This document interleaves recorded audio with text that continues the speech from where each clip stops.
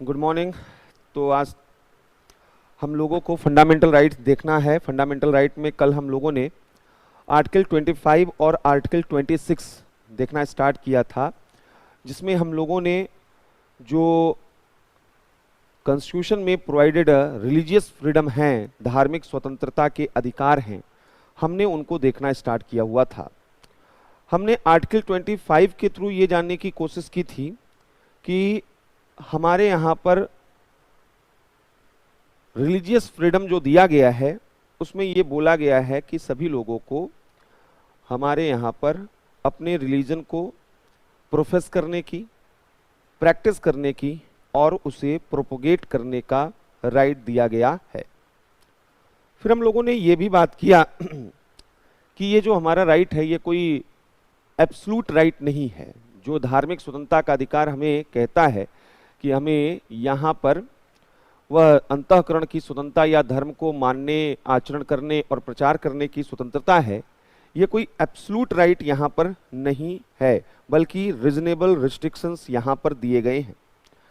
जब हम इन reasonable restrictions को देखते हैं तो कल हमने बात किया कि 3 तरीके के ऐसे रिस्ट्रिक्शंस जो हमारे धार्मिक स्वतंत्रता के अधिकार पर लगाए गए हैं वो कॉन्स्टिट्यूशन में मेंशन्ड है। पहला हम लोगों ने बात किया था कि एक तो पब्लिक ऑर्डर, मोरालिटी और हेल्थ, इनके आधार पर धार्मिक स्वतंत्रता पर कभी भी वह प्रतिबंध लगाए जा सकते हैं।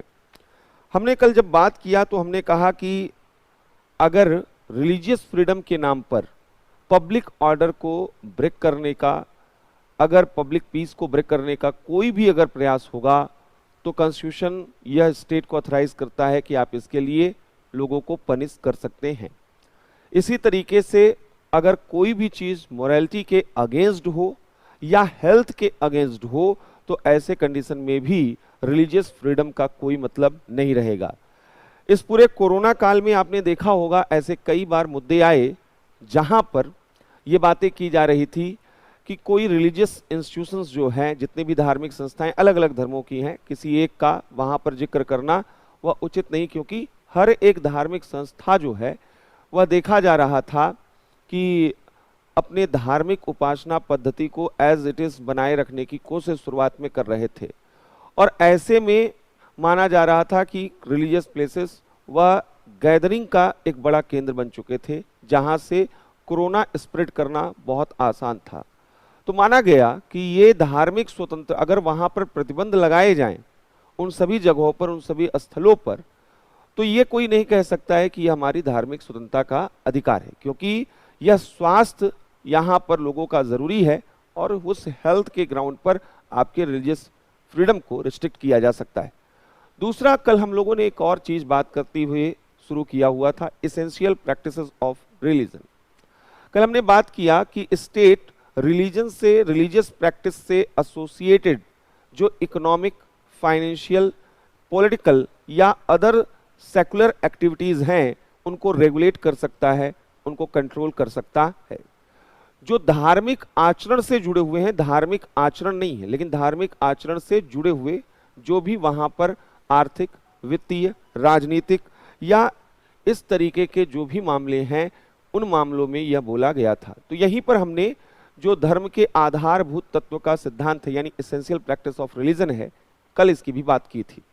तीसरा, हमने कहा था कि अगर सोशल रिफॉर्म के लिए, सोशल वेलफेयर के लिए हिंदू इंस्टीट्यूशंस, जो रिलीजियस इंस्टीट्यूशंस हैं, अगर उन्हें सभी के लिए, ऑल सेक्शन ऑफ सोसाइटी के लिए जो है ओपन करना हो तो स्टेट ये कर सकता है और यह रिलीजियस फ्रीडम का वायलेशन नहीं होगा अगर सभी लोगों, क्योंकि ये पॉसिबल है कि किसी रिलीजन में ये बोला जाए कि किसी एक पर्टिकुलर इंस्टीट्यूशंस में, धार्मिक संस्थाओं में, मंदिरों में, मस्जिदों में पुरुषों या महिलाओं या किसी अनुसूचित जाति, जनजाति या किसी के लिए भी वह प्रवेश वर्जित हो, वहां पर प्रोहिबिटेड हो, तो ऐसे कंडीशन में वेलफेयर के लिए या सोशल रिफॉर्म के लिए सरकार चाहे तो वह आवश्यक कदम उठा सकती है।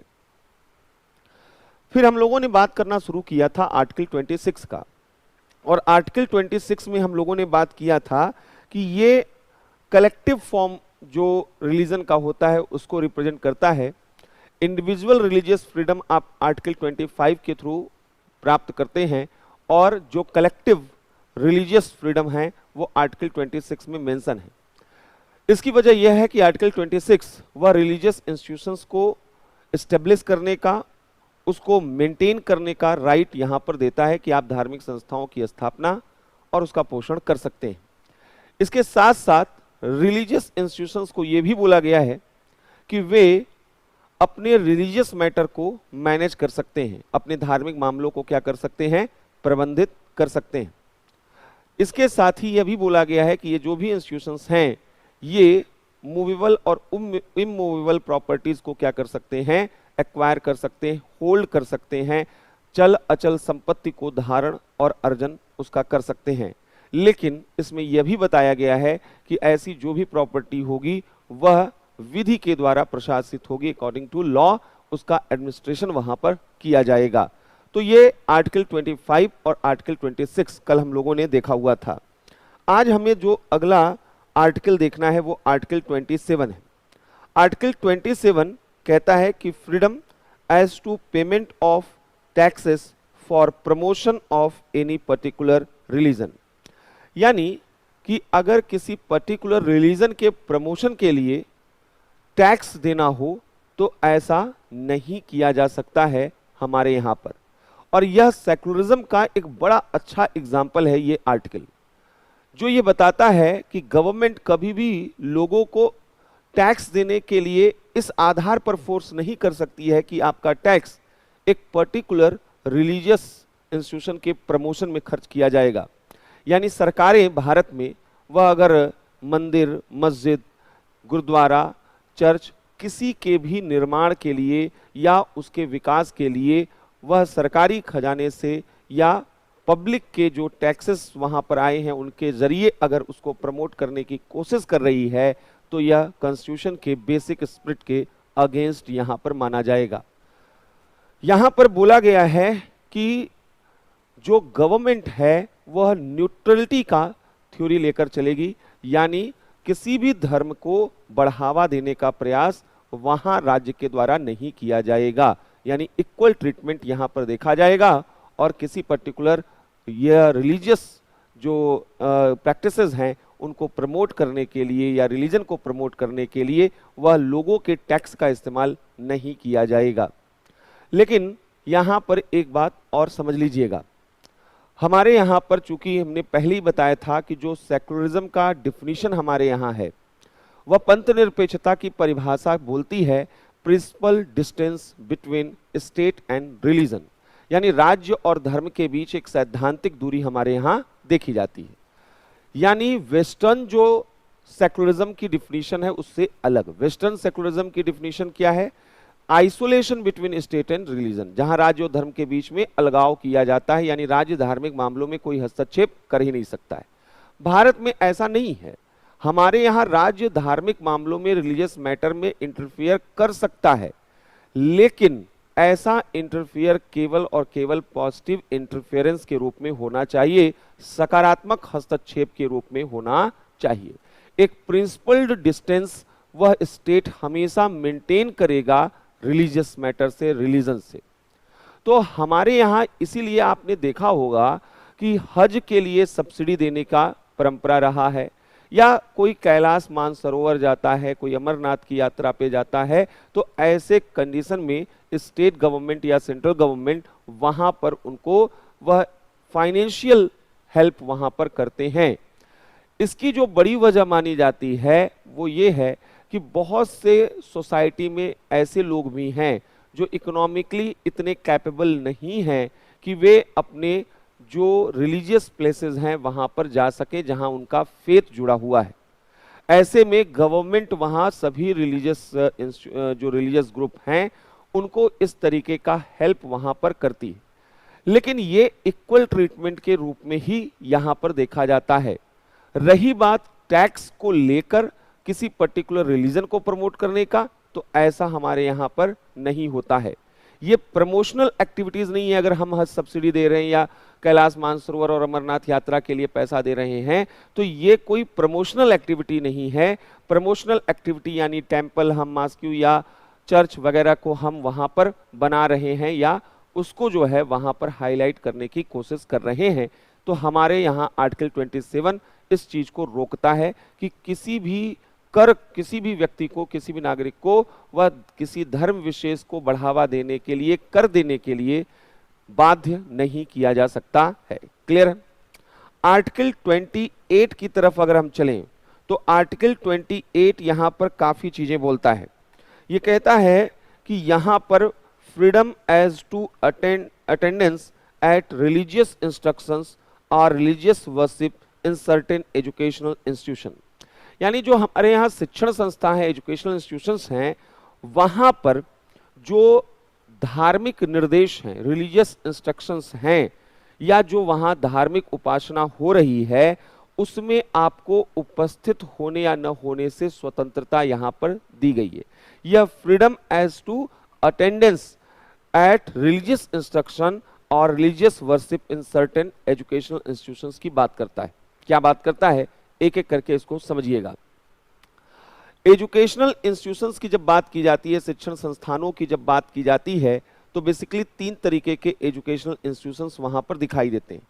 पहले वो एजुकेशनल इंस्टीट्यूशंस जो यहां पर पूरी तरीके से स्टेट के द्वारा मेंटेन्ड हैं, यानी Holi maintained out of state funds, जो पूरी तरीके से राजते हैं या जो स्टेट के गवर्नमेंट के एजुकेशनल इंस्टीट्यूशंस होते हैं। जैसे आपने सुना होगा जीआईसी के बारे में, गवर्नमेंट इंटर कॉलेज के बारे में, राजकीय जो कॉलेजेस होते हैं।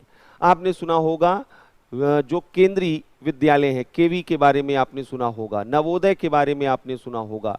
ये सब सरकारी शिक्षण संस्थान हैं। और गवर्नमेंट के जो एजुकेशनल इंस्टीट्यूशंस होते हैं, वहां पर कोई रिलीजियस इंस्ट्रक्शंस नहीं दिया जा सकता है। यहां पर कोई धार्मिक निर्देश या धार्मिक शिक्षा यहां पर नहीं दी जा सकती है। यह पहले ही, क्योंकि स्टेट अपने को पूरी तरीके से सेकुलर यहां पर डिक्लेयर कर देता। दूसरी ओर यहां पर बोला गया है कि वे जो एजुकेशनल इंस्टीट्यूशंस हैं जो एडमिनिस्टर्ड बाय द स्टेट, राज्य के द्वारा प्रशासित है, उनके नियम कायदे ये सब राज्य बना तो रहा है, लेकिन वह एस्टेब्लिश्ड किए गए हैं वह किसी ट्रस्ट के द्वारा। अगर किसी रिलीजियस ट्रस्ट के द्वारा उनको एस्टेब्लिश किया गया है, भले ही वो राज्य के एडमिनिस्ट्रेशन में अपने यहाँ पर जो भी एजुकेशनल कैरिकुलम उनके हैं वो वहाँ पर डिफाइन होते हैं, लेकिन वो एस्टेब्लिश किए गए हैं किसी रिलीजियस जो है ट्रस्ट के द्वारा, तो ऐसी जगहों पर बोला गया है कि इनका तो नेचर ही ऐसा है जहाँ पर रिलीजन और रिलीजियस इंस्ट्रक्शंस को प्रमोट किया जाए। जैसे आपने सुना होगा मदरसे के बारे में, मकतबे के बारे में, सरस्वती शिशु मंदिर आपने नाम सुना होगा। ये सब वे एजुकेशनल इंस्टीट्यूशंस हैं जो स्टेट के थ्रू एडमिनिस्ट्रेट होते तो हैं, लेकिन इनको एस्टेब्लिश किया किसी ट्रस्ट ने। तो ऐसे शिक्षण संस्थानों में रिलीजियस इंस्ट्रक्शन दिया जा सकता है। तो यहाँ पर religious instruction shall be imparted in such institution, यहाँ पर दिया जा सकता है। तीसरे एजुकेशनल इंस्टीट्यूशंस वो हैं जो कि प्राइवेट एजुकेशनल इंस्टीट्यूशंस के रूप में आप जानते हैं। प्राइवेट एजुकेशनल इंस्टीट्यूशंस में भी 2 तरीके होते हैं। एक जिन्हें स्टेट रिकॉग्नाइज्ड करता है, केवल रिकॉग्नाइज्ड करता है, उनको कोई मदद नहीं करता है, और दूसरा वे एजुकेशनल इंस्टीट्यूशंस जिन्हें स्टेट वह रिकॉग्नाइज भी करता है और स्टेट के द्वारा फंडेड भी वो होते हैं। तो यहाँ पर recognised by the state are receiving aid out of state funds, जो राज्य के द्वारा वित्त प्राप्त भी करते हैं। ऐसे जो एजुकेशनल इंस्टीट्यूशंस हैं जिन्हें प्राइवेट एजुकेशनल इंस्टीट्यूशंस के रूप में हम देखते हैं, यहाँ पर बोला गया है कि जो रिलीजियस इंस्ट्रक्शंस हैं वो दिए तो जा सकते हैं, धार्मिक निर्देश यहाँ पर दिए जा सकते हैं, धार्मिक शिक्षा यहाँ पर दी जा सकती है, लेकिन इसके लिए एक कंडीशन लगाया गया है। कंडीशन ये है कि ऐसे इंस्टीट्यूशंस में अगर कोई भी चाइल्ड, कोई भी बच्चे को, किसी भी स्टूडेंट को रिलीजियस इंस्ट्रक्शंस दिए जा रहे हैं तो वहां उसका परमिशन जरूरी है।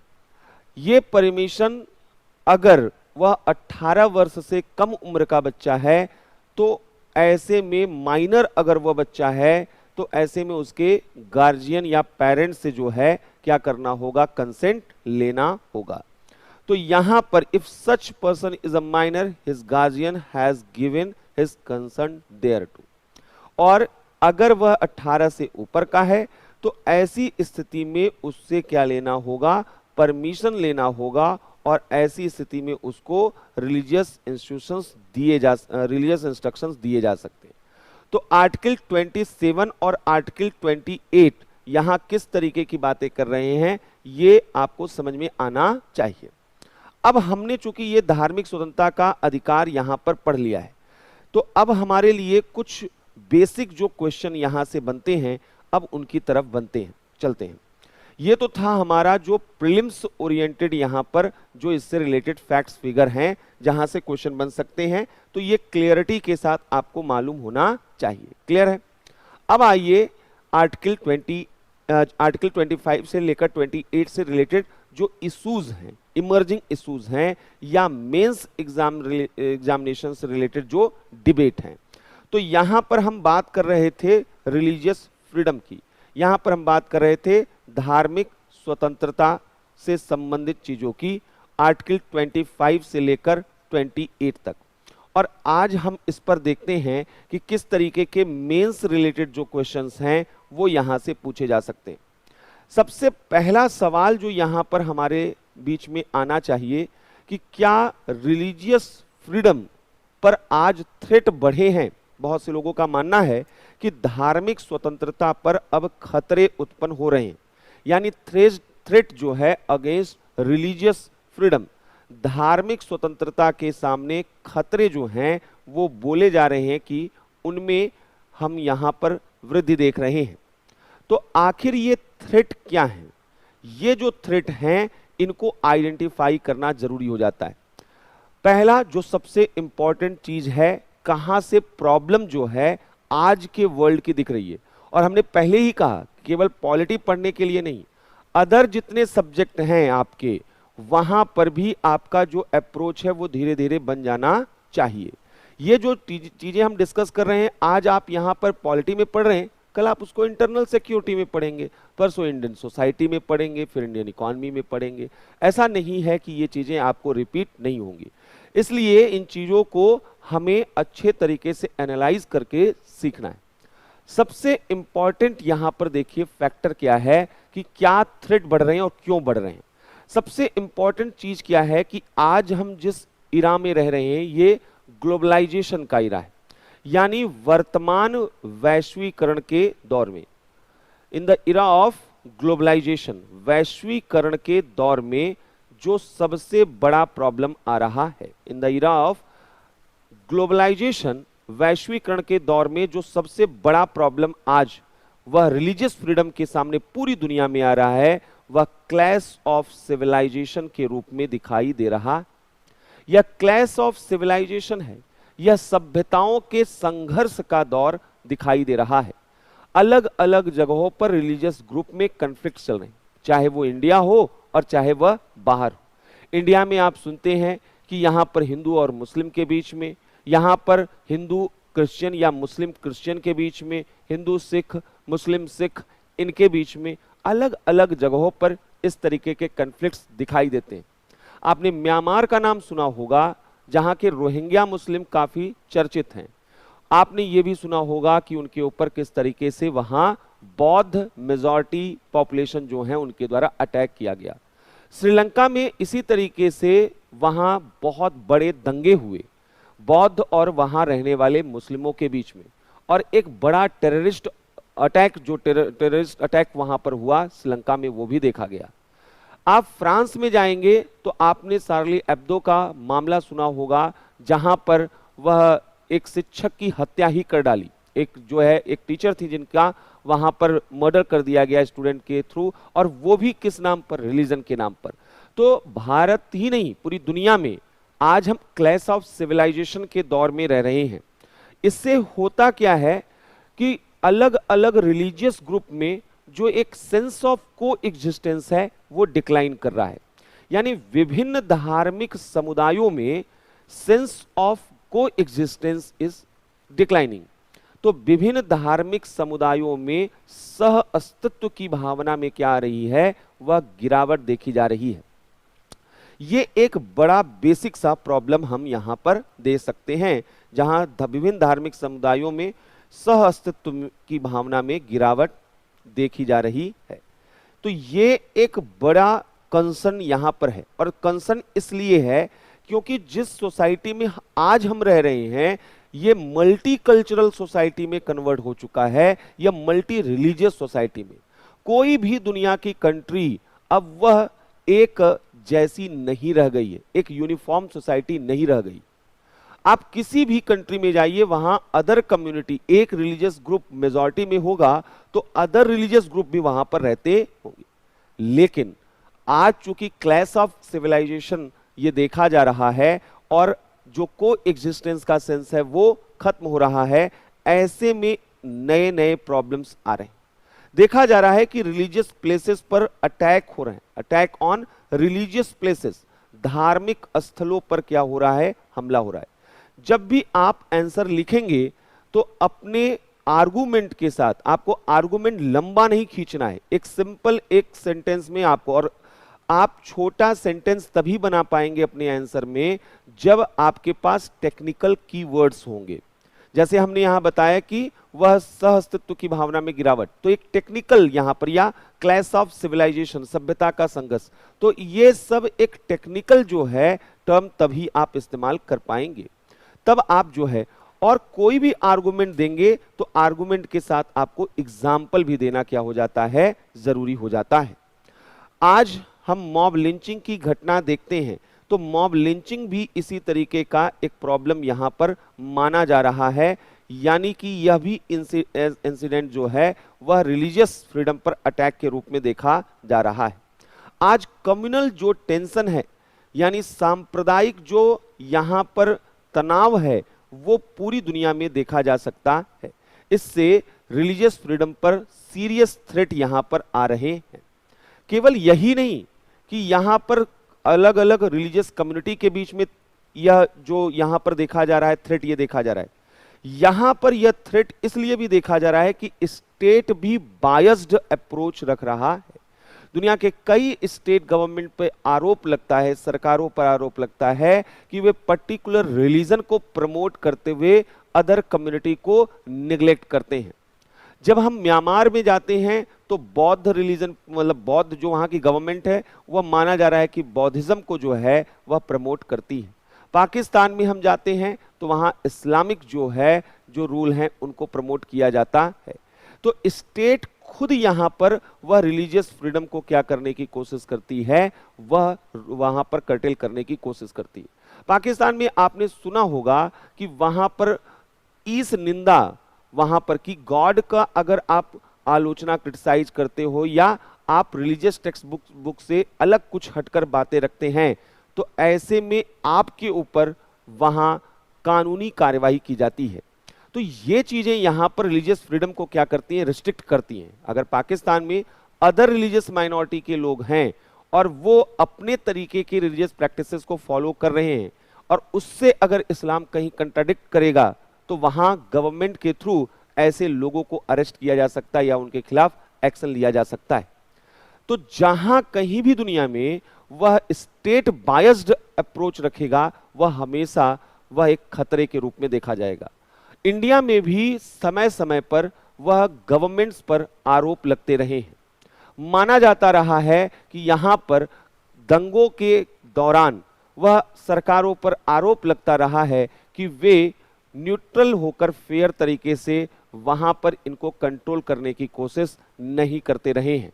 या यह भी बोला जाता है कि गवर्नमेंट पर्टिकुलर रिलीजन को प्रमोट करते हुए और उसके प्रमोशनल एक्टिविटीज में दिखाई देते हैं। तो यहां पर राजनीति में राज्य पर धर्म के आधार पर पक्षपात का आरोप लगता है, यानी राज्य जो है पर धर्म के आधार पर, यानी रिलीजियस बेसिस पर फेवरिज्म का आरोप लगता है, पक्षपात का आरोप यहां पर लगता है। किसके ऊपर? स्टेट के ऊपर लगता है।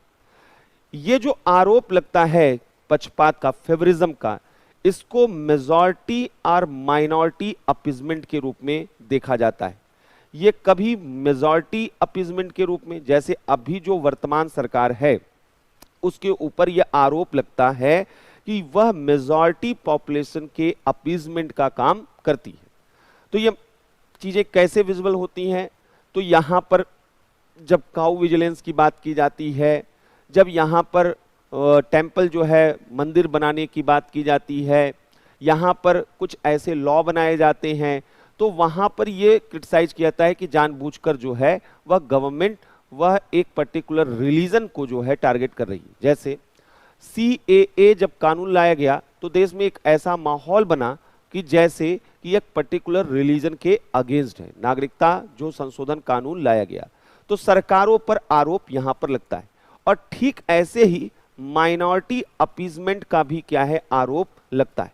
अल्पसंख्यक तुष्टीकरण का भी आरोप यहां पर लगता है। माना जाता है, बहुत से लोग आरोप लगाते हैं कि बहुत सी अदर जो गवर्नमेंट रही हैं जिनका मुस्लिम वोट बैंक पर कंट्रोल रहा है, वो लंबे समय तक मुस्लिम सोसाइटी में किसी तरीके का रिफॉर्म नहीं कर रही थी, और रिफॉर्म न करने के पीछे वजह उनका अपीजमेंट था, उनका वोट बैंक यहां पर था। तो चाहे वह मेजॉरिटी अपीजमेंट के रूप में हो या माइनॉरिटी अपीजमेंट के लिए, ये रिलीजियस फ्रीडम के सामने एक गंभीर, एक सीरियस थ्रेट के रूप में यहां पर देखा जाता है। तो राज्य के द्वारा भी यहां पर वह पक्षपात का आरोप लगाया जाता है, और जब ऐसा होगा तो सेकुलरिज्म के बेसिक प्रिंसिपल पर क्वेश्चन मार्क लगने स्टार्ट होंगे। अगर स्टेट फेवरिज्म करेगा तो वहां पर, इसीलिए यह बोला जाता है कि कई बार क्या होता है कि यहां पर सेकुलरिज्म जो है, पंथ निरपेक्षता क्या कहती है? सेकुलरिज्म का मतलब है, पंथ निरपेक्षता का मतलब है कि स्टेट का रिलीजियस मैटर में रिक्वायर्ड इंटरफेरेंस होना चाहिए। यानी धार्मिक जो मामले हैं, रिलीजियस जो मैटर हैं, वहां पर जो रिक्वायर्ड इंटरफेरेंस होना चाहिए, आवश्यक हस्तक्षेप होना चाहिए, वो रिक्वायर्ड इंटरफेरेंस के बजाय वहां मोर और लेस इंटरफेरेंस देखने को मिलता है। कम या अधिक हस्तक्षेप यहां पर दिखाई देता है। कम या अधिक हस्तक्षेप का मतलब यहां पर समझिएगा कि यहां कई ऐसे मामले हैं जहां स्टेट इंटरफेयर करता ही नहीं। जैसे अगर हम बात करें साहबानो केस में, यह देखा गया था कि जहां पर सुप्रीम कोर्ट ने मुस्लिम महिला को राइट टू मेंटेनेंस यानी अपने पति से भरण पोषण पाने का अधिकार दे दिया था, लेकिन उस वक्त की गवर्नमेंट के द्वारा इस ऑर्डर को उलट दिया गया और वहां पर कानून बनाकर मुस्लिम वीमेन को इस डिसीजन से बाहर कर दिया गया। तो यह माना गया कि यहां पर गवर्नमेंट ने वह रिक्वायर्ड इंटरफेरेंस के प्रिंसिपल को तोड़ा और अधिक इंटरफेरेंस करना शुरू कर दिया। यह नहीं करना चाहिए था, ऐसा बोला जाता है, क्योंकि जो एक रिफॉर्म वहां पर चल रहा है वह रिफॉर्म तो होना ही चाहिए और इसको अप्रिशिएट करना चाहिए। इसी तरीके से कई जगहों पर वह बिल्कुल हस्तक्षेप नहीं करता है। लंबे समय तक सबरीमाला टेंपल में इसी तरीके का मामला चल रहा था, लेकिन कोई वहां पर सुनने वाला नहीं था। या अभी भी भारत के बहुत से हिस्से हैं जहां पर रिलीजियस प्लेसेस में विमेंस के साथ वह डिस्क्रिमिनेशन होता है, लेकिन वहां पर यह देखा जाता है कि स्टेट जो है या गवर्नमेंट वहां पर बहुत ज्यादा एक्टिव रोल प्ले नहीं करती है। कई दंगे होते हैं जहां पर स्टेट को वह दंगों को रोकने के लिए एडमिनिस्ट्रेशन को और ज्यादा मजबूती के साथ लाना होता है, लेकिन कई बार देखा जाता है कि वहां पर गवर्नमेंट का वो एक्टिविज्म नहीं देखने को मिलता है। तो कभी ज्यादा इंटरफेरेंस हो जाता है और कभी कम इंटरफेरेंस हो जाता है, इस पर सवाल यहां पर उठते हैं। जैसे कि काऊ जो यहां स्लॉटरिंग का इशू है, तो कई सरकारों के कानून ऐसे बने जहां पर बोला गया कि ये अननेसेसरी यहां पर लॉ ऐसे थे। तो इस तरीके के यहां पर जो है यह प्रॉब्लम देखने को मिलते हैं। तीसरी चीज यहां पर जो देखने को आ रहा है वह जो धर्म का राजनीतिकरण, जो पॉलिटिसाइजेशन ऑफ रिलीजन है, वह धर्म का राजनीतिकरण ये सबसे बड़े थ्रेट के रूप में देखा जा रहा है, जो रिलीजियस फ्रीडम के लिए भी खतरा है, हमारे सेकुलर फैब्रिक के लिए भी खतरा है, वह पॉलिटिसाइजेशन ऑफ रिलीजन है। और यह धर्म का जो राजनीतिकरण है किस रूप में दिखता है? हम देखते हैं कि यहां पर जो वोटिंग बिहेवियर है जनता का, वो रिलीजन के नाम पर कैंडिडेट को वहां पर चुनते हैं। जो पॉलिटिकल पार्टीज हैं वो रिलीजियस पॉपुलेशन के अकॉर्डिंग जो है वहां पर कैंडिडेट को सीट देती हैं, उनकी मेरिट पर, उनकी एबिलिटी पर नहीं, बल्कि उनके धर्म के आधार पर उनको टिकट दिया जाता है।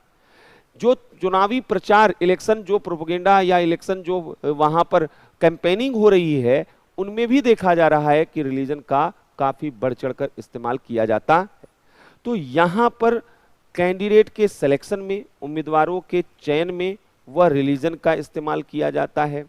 यहां पर वोटिंग बिहेवियर में वह यहां पर देखा जाता है रिलीजियस जो है वह फैक्टर, और चुनावी प्रचार में, इलेक्टोरल कैंपेन में यहां पर देखा जाता है कि रिलीजियस जो है वह एक्टिविटीज किस तरीके से दिखाई देती है। और इनके साथ साथ यहां पर जो देखा जा रहा है कि कई जगहों पर वह बहुत से मुद्दों का जो कम्युनलाइजेशन आज बढ़ रहा है, यानी बढ़ता सांप्रदायिकरण, ये इंक्रीजिंग कम्युनलाइजेशन इन सोसाइटी, समाज में बढ़ता सांप्रदायिकरण, कई जो मुद्दे होते हैं सांप्रदायिकरण जो हैं, वो मुद्दे जरूरी नहीं है कि वो रिलीजन से जुड़े हुए हों, लेकिन उनको इस तरीके का शेप दे दिया जाता है कि वो कम्युनलाइज्ड हो जाते हैं और इससे रिलीजियस फ्रीडम पर क्या है, खतरे स्टार्ट हो जाते हैं। जैसे आज ऐसे बहुत से मुद्दे हैं जिस पर सोसाइटी बटी हुई है। काउ स्लॉटरिंग के मुद्दे पर आप देख सकते हैं कि दो कम्युनिटी के बीच कैसे वहां पर कन्फ्लिक्ट होता है। समान नागरिक संहिता यूसीसी, आगे हम लोग पढ़ेंगे, यूनिफॉर्म जो सिविल कोड है उनको लेकर किस तरीके से, अभी आपने सुना होगा कानपुर में रिलीजियस कन्वर्जन का एक मामला वहां पर देखा जा रहा है, धर्म परिवर्तन का मामला वहां पर देखा जा रहा है। तो ये सब मुद्दे जो हैं वो अचानक यहां पर सेंसिटिव हो जाते हैं। लव जिहाद के बारे में आप सुनते हैं कि बहुत से लोग इसे लव जिहाद बोलते हैं, हालांकि यह शब्द सही नहीं है, फिर भी लव जिहाद शब्द का इस्तेमाल करते हैं। ये मुद्दे हैं, ये संवेदनशील मुद्दे हैं, सेंसिटिव इश्यूज हैं, जिन्होंने सोसाइटी में रिलीजियस फ्रीडम को वहां पर कहीं न कहीं वह खतरा उनके लिए पैदा कर दिया। और अंतिम में आज जो commodification of religion and culture है, आज धर्म और संस्कृति का जो वस्तुकरण बढ़ रहा है, तो यहां पर रिलीजन जो है वो उसका जो इथिकल फॉर्म है, जो उसका एक जो आइडियल फॉर्म है, हम उसको देख रहे हैं कि वो उतना ज्यादा मायने नहीं रख रहा है। हर एक रिलीजन का अपना एक इथिकल एस्पेक्ट्स होता है। आज जो रिचुअल्स उसके हैं, जो ऑर्थोडॉक्स उसके हैं, उनको बढ़ा चढ़ाकर कमोडिफाइड किया जा रहा है, रिलीजन बेचा खरीदा जा रहा है। तमाम चैनल्स आप देखेंगे, जो धार्मिक चैनल, रिलीजियस चैनल अगर आप टीवी में देखेंगे तो कई बार वो दूसरे रिलीजन के बुराइयों को ज्यादा फोकस करते हैं बजाय कि अपने रिलीजन की अच्छाइयों को बताने में। यहां पर देखा जाता है अलग अलग रिलीजियस कॉन्फ्रेंस होती हैं, गोष्ठियां होती हैं, और वहां पर वह रिलीजन को इस तरीके से प्रेजेंट करने की कोशिश की जाती है जैसे कि वह एक कमोडिटी है और उसे हमें बाजार में ले जाना है और उसे हमें बेचना। तो आज रिलीजियस फ्रीडम के सामने कई अलग अलग तरीके के थ्रेट हैं, और यही हमारे सेकुलर जो हमारा फैब्रिक है उसके सामने भी इस तरीके के थ्रेट हैं। तो अब यहां पर जो सबसे जरूरी हमारे लिए सवाल हो जाता है, ऐसे सिचुएशन में क्यों रिलीजियस फ्रीडम जो है यहां पर वह जो है इसके सामने जो खतरे हैं उनको किस रूप में देखना हमें चाहिए, और क्यों जो है ये माना जा रहा है कि इससे जो है हमारी सोसाइटी में एक अलग तरीके का प्रॉब्लम यहां पर आ रहा है। अब एक अंतिम चीज यहां पे समझने वाली जो चीज है कि वो रिलीजियस फ्रीडम इतने जरूरी क्यों है, धार्मिक स्वतंत्रता का अधिकार क्यों महत्वपूर्ण है, क्यों ये एसेंशियल माना जाता है। किसी भी सोसाइटी में रिलीजियस फ्रीडम को लेकर इतना ऑब्सेशन क्यों होता है, ये जानना बहुत जरूरी हो जाता है। जब हम बात करते हैं कि धार्मिक स्वतंत्रता क्यों महत्वपूर्ण है, क्यों एसेंशियल है, तो पहली चीज यहां पर निकल के आती है कि इंडियन जो सोसाइटी है वह मल्टी रिलीजियस सोसाइटी है। तो इंडिया जो है यह कैसी सोसाइटी है, मल्टी रिलीजियस सोसाइटी है, बहुधार्मिक समाज है। और इस मल्टी अगर रिलीजियस सोसाइटी है, अगर एक धर्म हो तो आप एक पर्टिकुलर रिलीजन की आइडेंटिटी को यहां पर क्या कर दीजिए, स्टेब्लिश कर दीजिए, प्रॉब्लम नहीं है।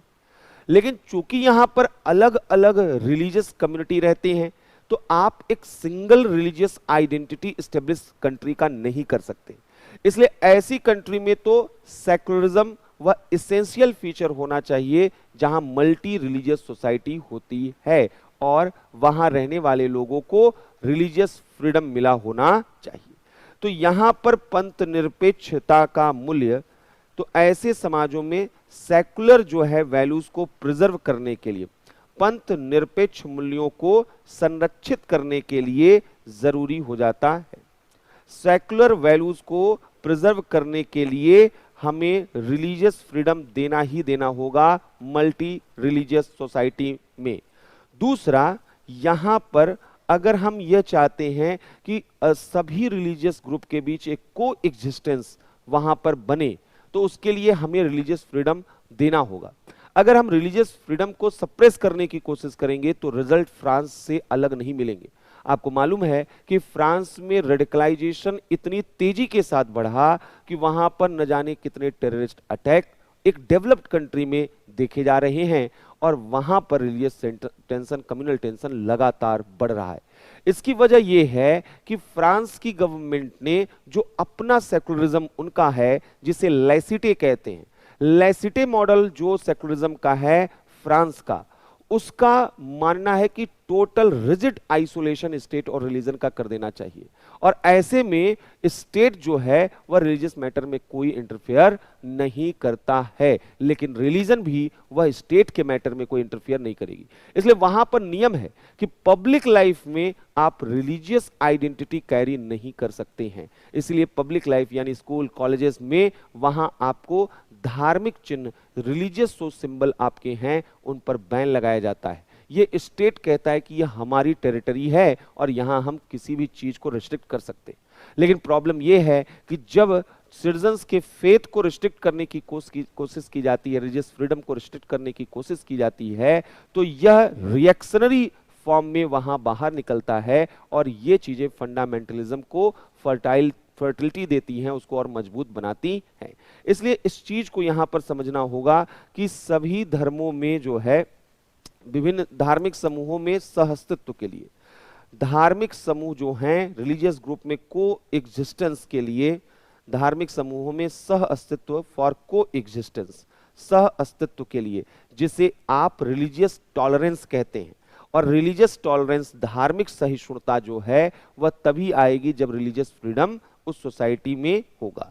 तो यहां पर जो है यह जरूरी है कि रिलीजियस टॉलरेंस हो, धार्मिक सहिष्णुता जो है उस कंट्री, उस सोसाइटी में वहां पर होनी चाहिए। और अगर ऐसा होगा तो ही प्रियम्बल में लिखा गया जो फ्रेटर्निटी का हमारा आइडियल है वो क्या होगा, पूरा होगा। तो यह जो है वह समाज में फ्रेटर्निटी की स्पिरिट को जो है क्या है, तब प्रमोट करती है। तो रिलीजियस फ्रीडम इसलिए जरूरी है कि यहां पर सब लोग साथ साथ रह सके और उनमें किसी तरीके की प्रॉब्लम न हो। सबसे ज्यादा जरूरी इस बात का है कि जो हमारा रिलीजियस फ्रीडम है वो मेजॉरिटी से ज्यादा माइनॉरिटी के लिए मायने रखता है। ये एक यूनिवर्सल लॉ है कि जो लोग भी नंबर में कम होंगे वो हमेशा इनसिक्योर होंगे। जो जितना इनसिक्योर होता है अपनी आइडेंटिटी को लेकर, वह अपनी आइडेंटिटी को लेकर उतना ऑब्सेस्ड भी होता है। वो उसको और अधिक स्टेब्लिश भी करने की कोशिश करता है कि जिससे उसकी आइडेंटिटी को कोई खतरा ना हो, कोई खत्म ना कर दे।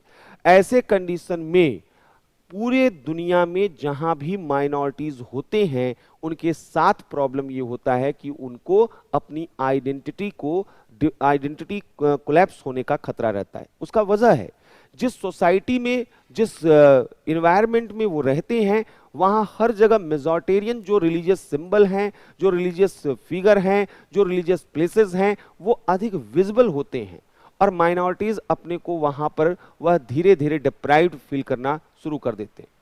ये आप बाहर निकलेंगे शायद तब वहां पर आपको अंदाजा होगा। आप यूरोप जाएंगे, आप अमेरिका जाएंगे, आप अदर कंट्रीज में जाएंगे, तो वहां पर आप माइनॉरिटी के रूप में होंगे। और माइनॉरिटी के रूप में अगर आप वहां पर जाएंगे तो कहीं ना कहीं आपको वह फील होगा कि आपका जो फेथ है, आपका जो आइडेंटिटी है, रिलीजियस आइडेंटिटी, वह खतरे में वहां आपको दिखाई देगा। इसलिए ये जो साइकोलॉजिकल फियर ऑफ माइनॉरिटीज है, अगर हमें इसे खत्म करना है तो इसका सबसे बढ़िया सलूशन है रिलीजियस फ्रीडम। और यही अंतर है इंडिया और दुनिया के अदर सेकुलर मॉडल में, कि इंडियन जो वर्जन ऑफ सेकुलरिज्म है वो इसी टॉलरेंस पर टिका हुआ है। इंडियन जो वर्जन ऑफ सेकुलरिज्म है वो इसी रिलीजियस फ्रीडम पर टिका हुआ है, कि जो माइनॉरिटीज को प्रोटेक्ट करता है कि आपको अपने रिलीजियस आइडेंटिटी को बनाए रखने का अधिकार है। यानी भारत में एक तरफ हर एक कम्युनिटी, आप भारत में बाहर देखिए, अगर कोई यहां पर ताबीज पहन के निकलना चाहता है, टीका लगाकर निकलना चाहता है, पगड़ी पहन कर निकलना चाहता है, क्रॉस लगाकर निकलना चाहता है, वो आसानी से भारत में कहीं भी आ जा सकता है। ये यहाँ का एनवायरनमेंट, यहाँ का रिलीजियस फ्रीडम है। लेकिन जहां ऐसा नहीं होगा, या इंडिया में ही जब ऐसा नहीं होगा, तो वह माइनॉरिटी का जो फियर है, वो फियर क्या है, वो बढ़ेगा, और यह सोसाइटी को क्या करता है, अंदर ही अंदर कमजोर करता है। तो अल्पसंख्यकों में यानी माइनॉरिटीज में वह एक अल्पसंख्यकों की साइकोलॉजिकल जो है सिक्योरिटी के लिए, मनोवैज्ञानिक सुरक्षा के लिए ये जरूरी है, साइकोलॉजिकल सिक्योरिटी के लिए, या उनके साइकोलॉजिकल फियर को दूर करने के लिए, रिमूव करने के लिए ये जरूरी है कि रिलीजियस फ्रीडम यहां पर दिया जाए। अब तीसरा एक और इंपॉर्टेंट चीज है कि आखिर धार्मिक स्वतंत्रता पर अगर खतरे आ रहे हैं तो क्या होना चाहिए, यानी सलूशन क्या होना चाहिए अगर यहां पर जो है वह रिलीजियस फ्रीडम के सामने थ्रेट आ रहे हैं, सेकुलरिज्म के सामने थ्रेट आ रहे हैं, तो ऐसे कंडीशन में क्या करना चाहिए। इस तरीके के कई क्वेश्चन वह पूछे जा सकते हैं, तो हमें मेंटली वहां पर प्रिपेयर्ड रहना है। जब हम बात करते हैं सलूशन की, तो यहां पर देखिए कुछ तरीके आपको बताता हूं, केवल वो सेकुलरिज्म ही नहीं, कोई भी प्रॉब्लम आ रही है, चाहे वो गरीबी हो, शिक्षा हो, स्वास्थ्य हो, कोई भी प्रॉब्लम आ रहा हो, अगर हमें उसका सलूशन देना है तो हमें बहुत बैलेंस्ड और बहुत स्ट्रक्चर्ड होने की जरूरत है। कुछ तरीके मैं बताता हूं कि कैसे सलूशंस ढूंढे जाते हैं। कई बार क्वेश्चन पूछा जाता है कि इसके लिए आप उपाय बताइए, मेजर्स बताइए। पहला तरीका जो माना जाता है वो है शेयर होल्डर का तरीका, यानी आप शेयर होल्डर को देखिए कि उस प्रॉब्लम में शेयर होल्डर कौन कौन है, तब आप सलूशन दे पाएंगे। जैसे हमने कहा रिलीजियस फ्रीडम के सामने जो खतरे हैं, वहां शेयर होल्डर कौन है, मेरा एक इंडिविजुअल जो फेथ है वो भी खतरे में है। तो एक तरफ व्यक्ति जो है वह अपनी धार्मिक स्वतंत्रता के बारे में सोच रहा है, हो सकता है कि मैं नास्तिक हूं, ये मेरी धार्मिक स्वतंत्रता होनी चाहिए, लेकिन सोसाइटी मुझे सप्रेस करती है। आप में से कई लोगों की यह शिकायत कई बार रहती है कि जब आप लोग पढ़ना लिखना शुरू करते हैं, चीजों को समझना शुरू करते हैं और अच्छे आर्गुमेंट के साथ अपने फैमिली मेंबर के साथ डिबेट करते हैं, तो पता यह चलता है कि परिवार के ही लोग आपको जो है गलत ठहराना शुरू कर देते हैं, बोलना शुरू कर देते हैं कि कहां से ये सारी चीजें पढ़ रहे हो, कहां से तुम्हारे दिमाग में ये सारी चीजें आ रही हैं। उसकी वजह भी है क्योंकि वहां पर जो लेवल ऑफ अंडरस्टैंडिंग है वो अंतर वहां पर दिखाई देता है। क्यों? क्योंकि आप जो है उन चीजों को आप पढ़ने की कोशिश कर रहे हैं कंप्रीहेंसिव मैनर में, जो शायद उनका बायस्ड जो अप्रोच है वो पढ़ने की कोशिश नहीं करता है। तो एक तो हर एक इंडिविजुअल का अपना एक स्टेक होता है, वह हिंदू है, मुस्लिम है, सिख है, ईसाई है, उसका अपना एक इंटरप्रिटेशन ऑफ रिलीजन होता है, धर्म की उसकी अपनी व्याख्या होती है, वो अपने तरीके से रहना चाहता है। दूसरा जो शेयर होल्डर होगा वो है सोसाइटी। यहां पर एक इंडिविजुअल के रूप में मेरे रिलीजन और एक कम्युनिटी के रूप में मेरे रिलीजन, ये दो अलग अलग चीजें होती हैं। हमने कहा कि अगर कहीं पर भी कोई भी वह माइनॉरिटी कम्युनिटी में आएगा, और माइनॉरिटी का मतलब इंडिया में वह नेशन वाइड नहीं है, आप यहां पर हो सकता है कि कोई हिंदू उत्तर प्रदेश में मेजॉरिटी में हो, लेकिन वो जम्मू और कश्मीर में माइनॉरिटी में हो जाएगा। हिंदू और मुस्लिम कहीं कहीं मेजॉरिटी और माइनॉरिटी होंगे, नागालैंड में जाकर दोनों माइनॉरिटी हो जाएंगे, वहां क्रिश्चियन मेजॉरिटी में आ जाएगा। पंजाब में जाएंगे तो सिख मेजॉरिटी में आ जाएंगे और बाकी के कम्युनिटी क्या है, माइनॉरिटी में आ जाएंगे। तो ये इक्वेशन भी लेकर चलना होगा। तो सोसाइटी का जो अपना फियर है वह अलग तरीके का होता है। और तीसरा जो शेयर होल्डर है इंपॉर्टेंट, वो है गवर्नमेंट। सरकारें जो हैं यहां पर इस रोल को यहां पर दिखाई देती हैं।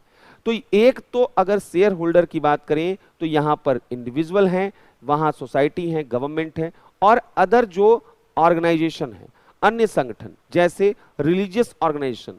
आज सबसे बड़ा खतरा कई रिलीजियस ऑर्गेनाइजेशन से हो गया है, जो मिस इंटरप्रिटेशन ऑफ रिलीजन या कमोडिफिकेशन ऑफ रिलीजन हो रहा है।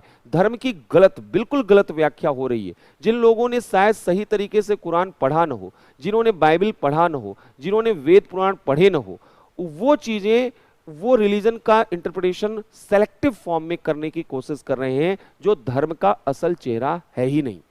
तो यहां पर कई बार इन लोगों की वजह से रिलीजियस फ्रीडम के सामने खतरे होते हैं। धार्मिक स्वतंत्रता पर खतरे के रूप में जब हमने बात की तो हमने कहा कि यहां पर जो है ये वस्तुकरण, कमोडिफिकेशन दिख रहा है। तो यहीं पर आपको समझना होगा कि धर्म की गलत जो व्याख्या है, मिस इंटरप्रिटेशन ऑफ रिलीजन, ये आज के समय में एक बड़ा थ्रेट बनता जा रहा है। और साथ ही साथ आपने फतवा कल्चर भी सुना होगा, ये हर जगह चलना स्टार्ट हो गया है। ये कोई भी रिलीजियस ग्रुप हो, वहां एक फतवा जो है जारी कर दिया जाता है। सेनाएं निकल जाती हैं बाहर, कपड़े पहनने से लेकर हर एक चीज पर अंकुश लगाने शुरू कर दिए जाते हैं। तो ये जो इस तरीके की चीजें होती हैं जहां पर रिलीजन का मिस इंटरप्रिटेशन होता है, वो अदर ऑर्गेनाइजेशन के थ्रू किया जाता है। तो ये सब शेयर होल्डर हैं। अब आइए एक दूसरा तरीका सोल्यूशन का निकालने की कोशिश करते हैं। कैसे कैसे आपको सोचना, यानी व्यक्ति के लेवल पर क्या समाधान होगा, समाज के स्तर पर, सरकार के स्तर पर और अन्य संगठन। व्यक्ति क्या करे, रेशनल मेंटेलिटी अपने अंदर डेवलप करे, सोसाइटी टॉलरेंस अपने अंदर लेकर आए, गवर्नमेंट वह ऐसे रूल रेगुलेशन लेकर आए जिससे कि रिलीजियस फ्रीडम पर कोई थ्रेट ना हो, अदर ऑर्गेनाइजेशन, हमें एक्सट्रीमिस्ट ऑर्गेनाइजेशन का बाइकॉट करना होगा, फंडामेंटलिस्ट ऑर्गेनाइजेशन का बाइकॉट करना होगा। दूसरा तरीका होता है डायमेंशंस। आप कोई भी क्वेश्चन, शिक्षा, स्वास्थ्य, कुछ भी लिखिए, पॉवर्टी, कुछ भी लिखिए, आप उसको अलग अलग डायमेंशन से देखने की कोशिश कीजिए। यानी कोई भी चीज जब आप देखते हैं तो उसका एक डायमेंशन है कॉन्स्टिट्यूशनल।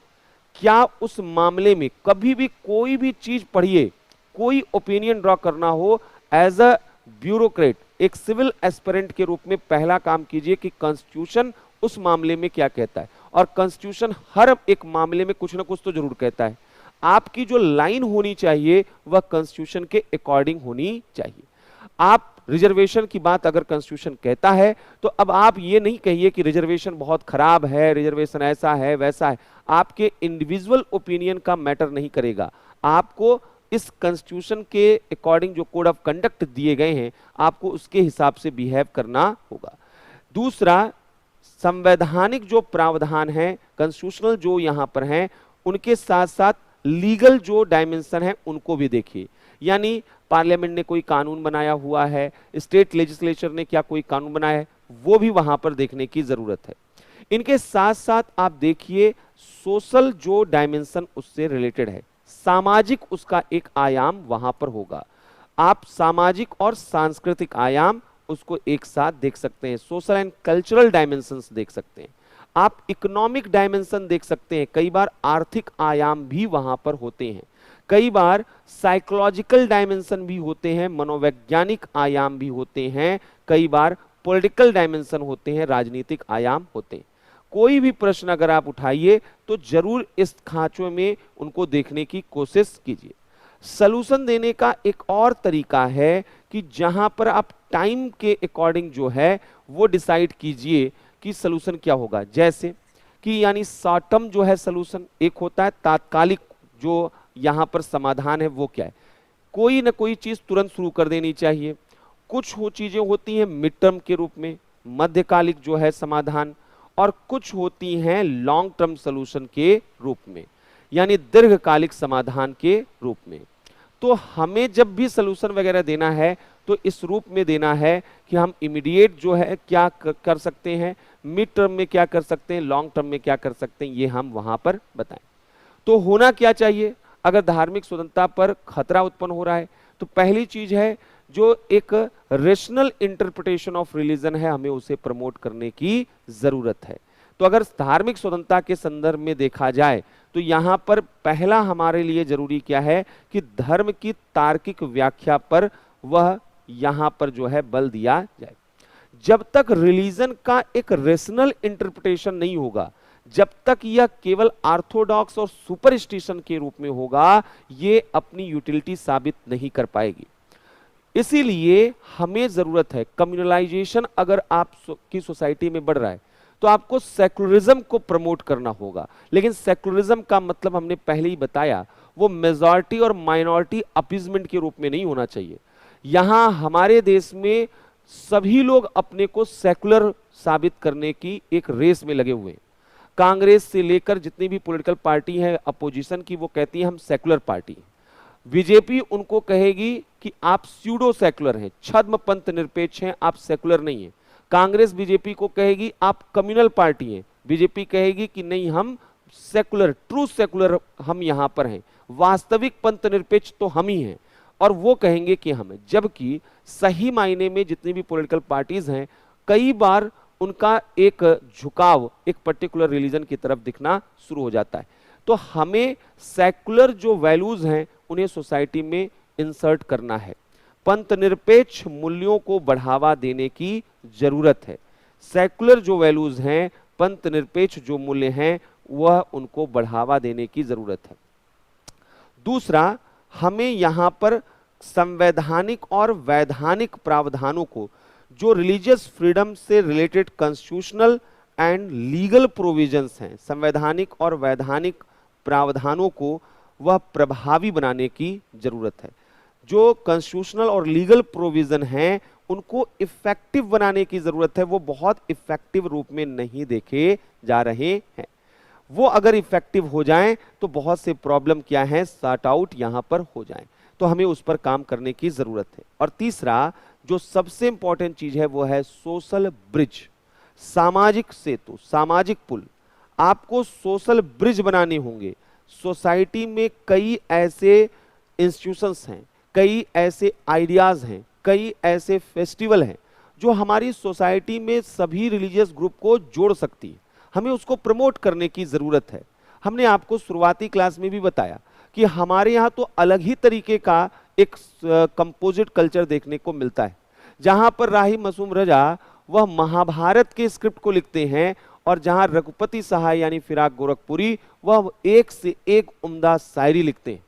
ये हमारे यहाँ पर एक अद्भुत तरीके से देखा जाता है, जहां पर क्लासिकल जो म्यूजिक है उसमें आप एक से एक बड़े वह मुस्लिम उस्तादों का नाम लेते हैं।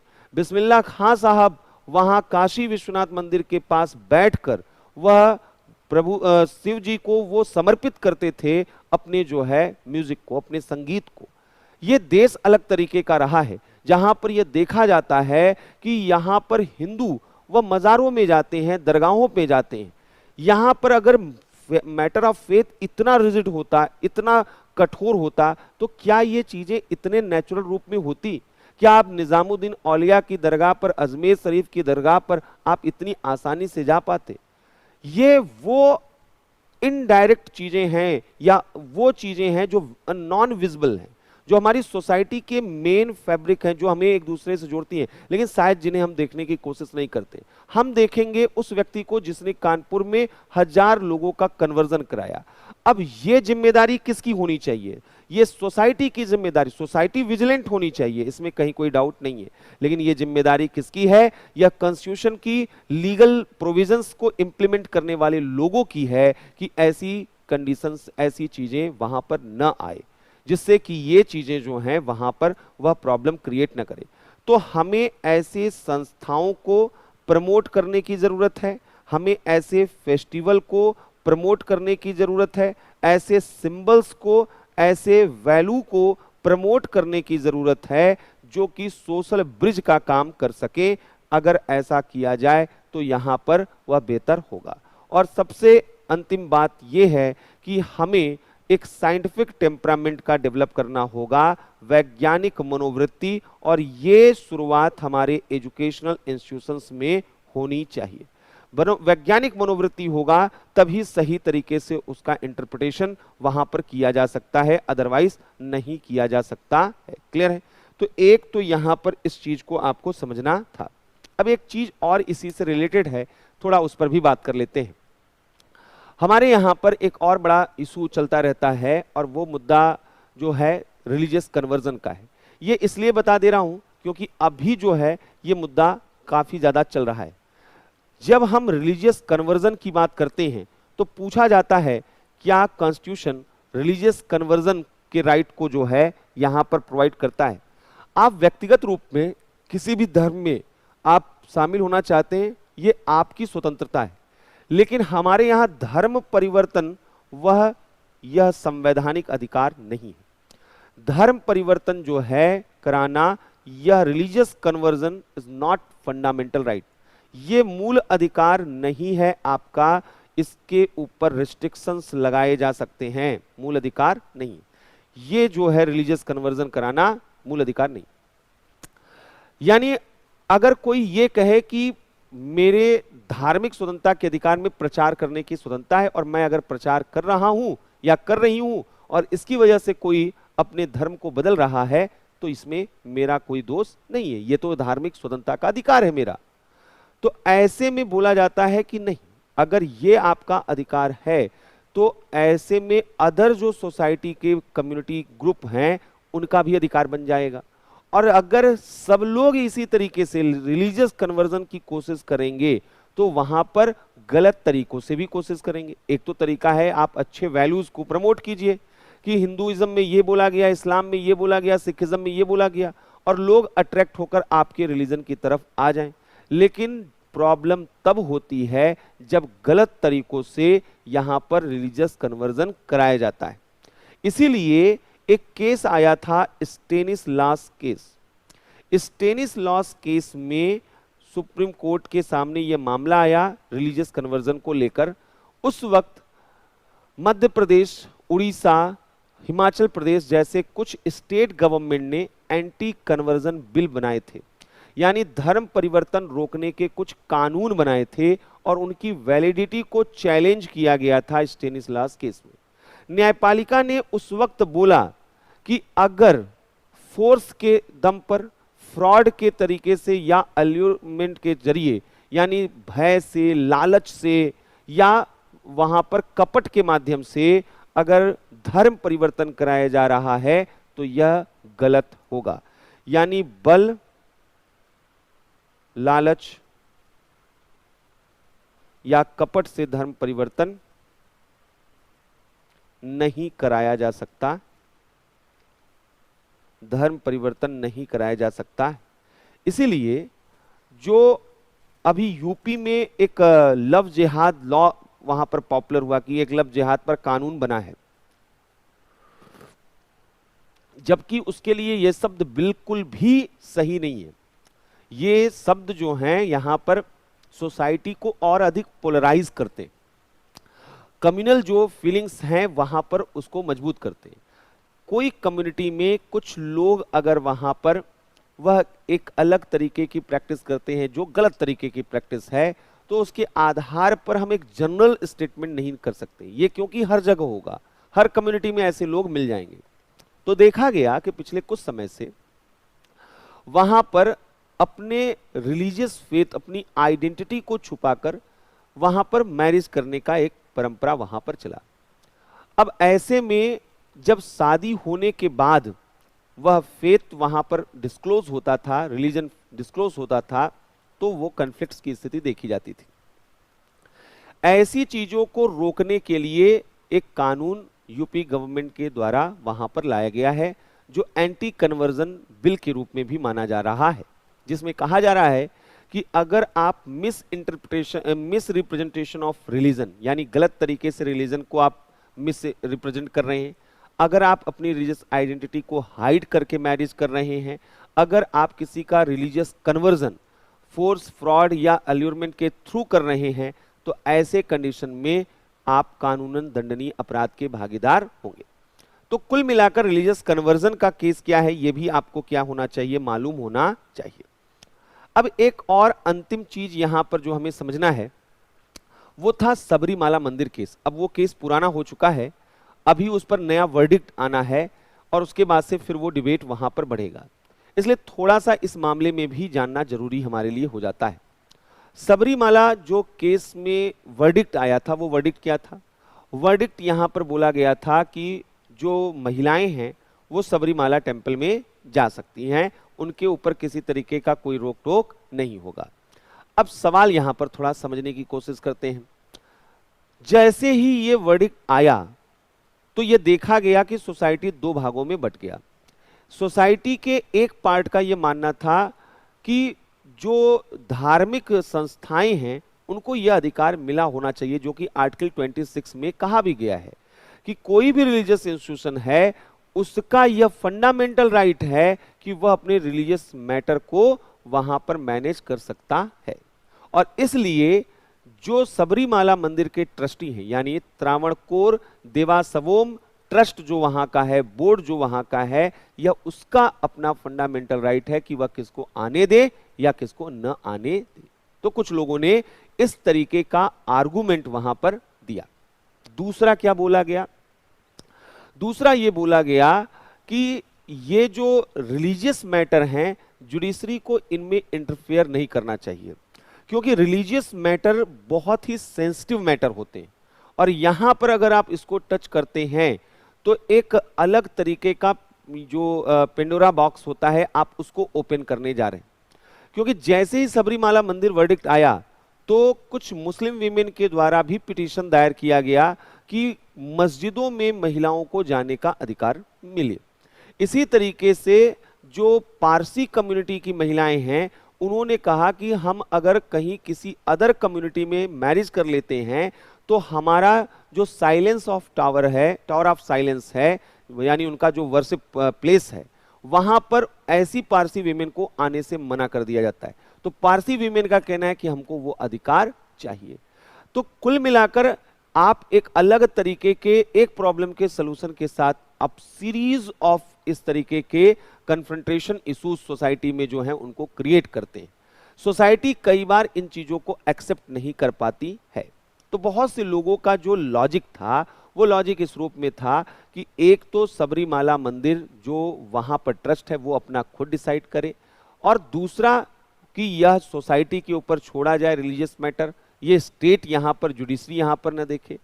तीसरा, लोगों का यह भी आर्गुमेंट था कि सबरीमाला मंदिर में सभी विमेन की एंट्री पर प्रोहिबिशन नहीं था, केवल जो प्रोहिबिशन था वह 10 वर्ष से 50 वर्ष की महिलाओं के लिए था, क्योंकि ये वो दौर होता है जहां पर वह 10 से 50 साल की जो महिलाएं हैं वह रजस्वला या जिसे मासिक धर्म या पीरियड कहते हैं, इस दौरान वहां पर होते हैं। तो इस वजह से जो है उन महिलाओं को माना जाता है कि वो इम्प्योरिटी का एज होता है और वहां पर उनको एंट्री नहीं दी जाएगी, क्योंकि यह मान्यता वहां पर है कि जो सबरीमाला मंदिर में भगवान अयप्पा हैं वो ब्रह्मचारी हैं और वहां पर ऐसी महिलाओं की एंट्री नहीं होनी चाहिए। तो उनका कहना है कि ये यूनिवर्सल रूल नहीं है, केवल एक पर्टिकुलर एज ग्रुप की विमेन को वहां पर जाने से रोका जा रहा है। आर्गुमेंट सबके अपने अपने वहां पर है, लेकिन अगर हम देखें इस वर्डिक्ट के लार्जर इंपैक्ट को, इसके इंटरप्रिटेशन को, कई चीजें वहां पर निकल कर आती हैं। यह जब वर्डिक्ट आया तो सुप्रीम कोर्ट ने एक बड़ा अच्छा वहां पर उन्होंने प्रेसिडेंट वहां सेट किया, एक अच्छा नजीर पेश किया। उनका कहना था कि आज तक पैट्रियार्की को फेथ के ही ग्राउंड पर मजबूती से रखा गया था, और अगर फेथ में छिपे पैट्रियार्की को अगर निकाल दिया जाए तो पैट्रियार्की सोसाइटी में ज्यादा दिनों तक सरवाइव नहीं करेगी। आज भी जो हमारा समाज है वह पैट्रियार्कल सोसाइटी है।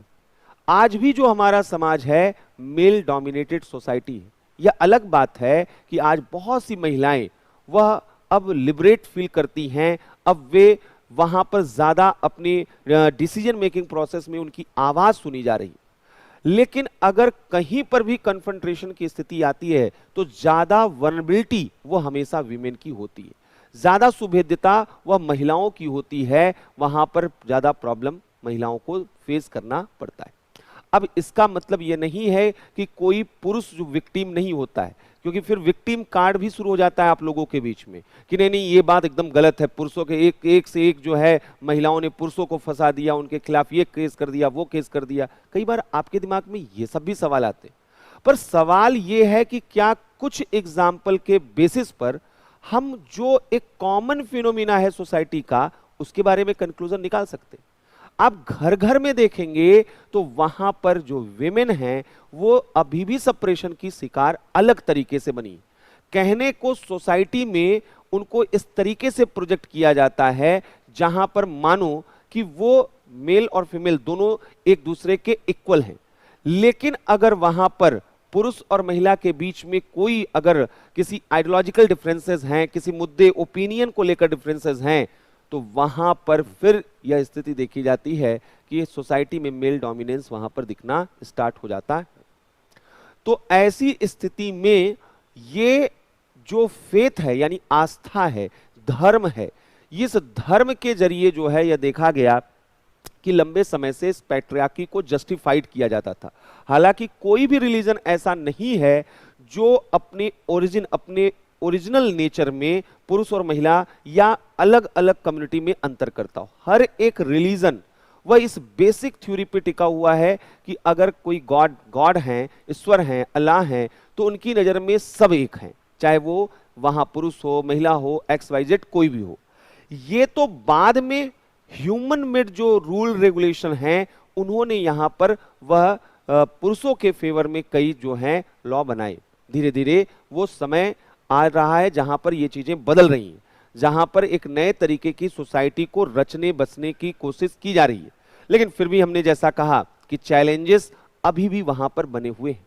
तो जुडिशरी का ये कहना था कि सबरीमाला टेम्पल वर्डिक्ट वो एक तरीके का एग्जाम्पल सेट करेगा कि कैसे फेथ के मैटर्स जो हैं उनमें चेंज करके पैट्रियार्की को चेंज किया जा सकता है।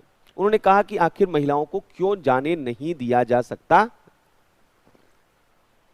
दूसरा कोर्ट का कहना था कि अगर टेंपल में एंट्री इसलिए नहीं हो रही है कि वो 10 से 50 साल की अवस्था के बीच में है जहां मासिक धर्म आते हैं, तो ये एक तरीके का अनटचेबिलिटी नहीं है, ये एक तरीके की अस्पृश्यता नहीं है, ये एक एक स्त्री में, एक लड़की में एक बायोलॉजिकल जो उसके फीचर हैं आप उनके बेसिस पर वहां पर, क्योंकि ये चीजें एक टैबू के रूप में हमारे सोसाइटी में बहुत सी चीजें क्या है टैबू के, और ये हमारी सोसाइटी नहीं, ये भी ध्यान रखिएगा।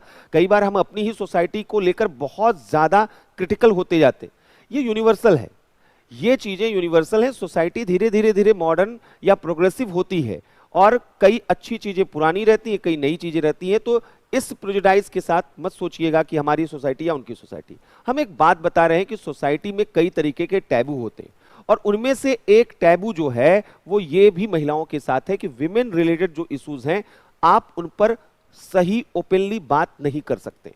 जैसे अगर मैं यहां पर बोल रहा हूं कि मासिक धर्म, तो वहां पर या जो है रजस्वला, तो वहां पर इस तरीके की शब्दावलियों का इस्तेमाल करना पब्लिक प्लेटफॉर्म पर हमेशा से वह जो है हेजिटेशन का एक सब्जेक्ट रहा है कि नहीं नहीं इस पे बात नहीं करना, ये चीज ऐसी है। और जबकि ये ऐसा एक सीरियस कंसर्न है, ये एक ऐसा सीरियस कंसर्न है विमेन के लिए, उनके हेल्थ के लिए, उनकी आइडेंटिटी के लिए, कि जो वहां पर जिस पर सही मायने में डिबेट होना चाहिए क्लास में, स्कूल में, कॉलेजेस में, और खासकर जब वह पीरियड रहता है, वह अवधि रहती है, उम्र रहता है, उस वक्त तो कॉलेजेस में बहुत ज़रूरी हो जाता है, स्कूलों में बहुत ज़रूरी हो जाता है कि वह इन सब चीज़ों के बारे में ट्रेन किया जाए। घर में पारिवारिक सदस्यों के द्वारा या शिक्षकों के द्वारा ये सब चीज़ें बहुत ज़रूरी होती हैं। बहरहाल जो सबसे बड़ा इसमें आर्गुमेंट बोला गया, कोर्ट ने कहा कि भाई ये तो एक तरीके का टाइप ऑफ अनटचेबिलिटी है, छुआछूत है उनके साथ, और ये हम होने नहीं देंगे। तीसरा, कोर्ट ने ये कहा कि अगर आप आर्टिकल 26 का रेफरेंस देंगे कि आर्टिकल 26 कहता है कि रिलीजियस इंस्टीट्यूशंस अपने रिलीजियस मैटर खुद मैनेज करेगी, तो वहां पर आपको देखना होगा कि आर्टिकल 26 एब्सोल्यूट इन नेचर नहीं है। वहां 3 रीजनेबल रिस्ट्रिक्शंस आप पे लगाए गए हैं, पब्लिक ऑर्डर के नाम पर, मोरालिटी के नाम पर और हेल्थ के नाम पर। आपके इस धार्मिक स्वतंत्रता के अधिकार को भी क्या किया जा सकता है, रिस्ट्रिक्ट किया जा सकता है। तो कोर्ट ने कहा कि धार्मिक मामलों को प्रबंधित करने की स्वतंत्रता है, लेकिन यह निरपेक्ष स्वतंत्रता नहीं है, हम वहां इंटरफियर कर सकते हैं। इसलिए यहां पर कोर्ट ने यह यहां पर स्थापित किया कि मंदिरों में महिलाओं को प्रवेश न देना यह हिंदू रिलीजन का इसेंशियल प्रैक्टिस नहीं रहा है, यह इसका आधारभूत तत्व नहीं है, और इसलिए हम यहां पर महिलाओं को मंदिर में प्रवेश की अनुमति देते हैं। तो कुल मिलाकर इस तरीके से ये वर्डिक्ट आया है, और अभी चूंकि ये मामला फिर से कोर्ट में बना हुआ है, और केवल सबरीमाला मंदिर ही नहीं बल्कि अदर जो केसेस जैसा हमने बताया, मस्जिद, गुरुद्वारा, पारसी जो टावर ऑफ साइलेंस हैं, इन सब से रिलेटेड मैटर एक साथ कोर्ट इस वक्त सुनवाई कर रही है कि रिलीजियस इंस्टीट्यूशंस में क्या होना चाहिए। इसके पीछे एक और वजह भी है, क्योंकि कुछ ऐसे भी टेंपल इंडिया में हैं जहां पर पुरुषों को परमिशन नहीं दिया जाता है। तो ऐसे कंडीशन में ये फिर वही बात है कि यूनिवर्सल लॉ होना चाहिए, अगर यहां पर यूनिवर्सल लॉ होना चाहिए या नहीं, और दूसरा कि क्या लोकल लेवल पर अलग अलग जो रिलीजियस जो ग्रुप्स हैं उनके अगर कुछ फेथ हैं, कुछ ऐसी मान्यताएं, उसके पीछे उनके आर्गुमेंट है, तो किस हद तक, कहां तक उनको वहां रिकॉग्नाइज किया जाए या कहां तक उनको एक्सेप्ट किया जाए, इन चीजों को विचार करने के लिए जुडिशरी फिर से यहां पर सुनवाई कर रही है। तो ये था हमारा आर्टिकल जो 25 से लेकर 28 तक का मामला था। अब चलिए हम अगले राइट की तरफ चलते हैं, कल्चरल एंड एजुकेशनल राइट्स, यानी सांस्कृतिक और जो शैक्षिक अधिकार है। आर्टिकल 29 और आर्टिकल 30, दो आर्टिकल में ये कल्चरल एजुकेशनल राइट्स बताए गए। अब देखिए हेडिंग यहां पर दिया गया है, protection of interest of minorities, यानी आर्टिकल 29 अल्पसंख्यकों के हितों के संरक्षण का बात करता है। अल्पसंख्यकों के हितों का संरक्षण, थोड़ा इस आर्टिकल को एक बार हम अंदर से भी देखते हैं। आर्टिकल 29 का क्लॉज 1 कहता है, any section of the citizens residing in the territory of India or any part thereof having a distinct language, script or culture of its own shall have the right to conserve the same। अब थोड़ा इसको बारीकी से समझने की कोशिश करते हैं। यहां पर बोला गया है कि नागरिकों के किसी भी वर्ग के लिए, अब अगर ये माइनॉरिटी के प्रोटेक्शन की बात कर रहा है तो माइनॉरिटी अंदर भी तो दिखना चाहिए। हेडिंग माइनॉरिटी है, लेकिन आर्टिकल 29 सिटीजन्स की बात करता है। सिटीजन्स में मेजॉरिटी और माइनॉरिटी दोनों आते हैं। तो आर्टिकल 29 जो राइट दे रहा है वह सबके लिए, स्पेशली वो फोकस कर रहा है कि ये माइनॉरिटी के लिए जरूरी है, लेकिन जो राइट मिल रहा है वो मेजॉरिटी और माइनॉरिटी दोनों को मिल रहा है। और क्या मिल रहा है, इनसे कहा जा रहा है कि हर एक जो सेक्शन ऑफ द सिटीजन है वह अपने लैंग्वेज को, अपने स्क्रिप्ट को, अपने कल्चर को कंजर्व कर सकता है। यानी हमें अपनी भाषा, लिपि और संस्कृति को संरक्षित करने का अधिकार। सवाल यह है कि यह कैसे संरक्षित किया जाएगा, लैंग्वेज कैसे कंजर्व किए जाते हैं। एक तरीका है परिवार में जहां से हम लैंग्वेज सीखते हैं। एक सबसे पहला हम जो लैंग्वेज सीखते हैं वो कहां सीखते हैं। आपका अगर अभी जो है बर्थ अमेरिका में, यूएस में हो जाए, चारों तरफ लोग इंग्लिश में बोल रहे हो, आप इंग्लिश बोलना स्टार्ट कर देंगे। आप बंगाल में जो है, पश्चिम बंगाल में आपका जन्म हो जाए, आप बांग्ला बोलना शुरू कर देंगे। महाराष्ट्र में, मतलब आपका एनवायरनमेंट भी होना चाहिए वैसा, लोग वहां पर उसी लैंग्वेज में बोल रहे हो। तो लैंग्वेज जो है पहला तो हमारा स्टेज हो गया फैमिली, और दूसरा सबसे इंपॉर्टेंट क्या है, एजुकेशनल इंस्टीट्यूशंस। यही से तो हम लैंग्वेज को लर्न करते हैं। भाषा कहां से सीखते हैं, शिक्षण संस्थानों से सीखते हैं। तो यहां पर यह बोला गया है कि आप अपनी भाषा को संरक्षित कर सके, ये आपको अधिकार दिया जा रहा है। अगर अपनी भाषा को संरक्षित, आप संस्कृत भाषा को अगर सुरक्षित रखना चाहते, उर्दू को संरक्षित करना चाहते हैं, तो उसके लिए आप गोष्ठियां कीजिए, कॉन्फ्रेंस कीजिए, किताबें निकलवाइए, कुछ भी करिए। आपको, यह आपका फंडामेंटल राइट है, कोई आपको रोक नहीं सकता। दूसरा, स्क्रिप्ट।